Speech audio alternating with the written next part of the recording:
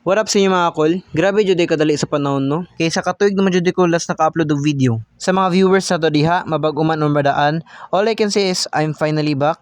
Grabe pud, mura jud pug iabangan ba. Sa mga bagong viewers na to diha, so ang old contents din ako is about just sa lettuce farming and nakita akong rason nga nung naundang ko ato and i-story na ko siya next vlog. So karon mga kol, nari ko ipakita ninyo nga bakong lingaw nako kay gamay ra mo og lingaw. So dili na siya shrimp, dili na siya ulang, dili sab di siya lobster but mo na siya ang gitawag nga ARC or Australian Red Claw Crayfish.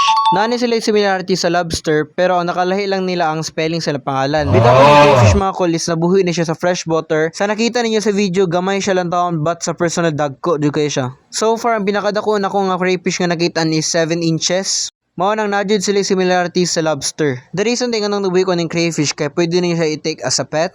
Pwede na siya himog pampalipas oras ug wala na siya time nimo. And also pwede pa siya pang konsumo ug wala na jud misud-an. Dili sa dita taman mga kol, mag-upload ako balik og video mga next year siguro. Bitaw paabot mo sa akong next vlog kay mag-upload ako mga uncles. Adios.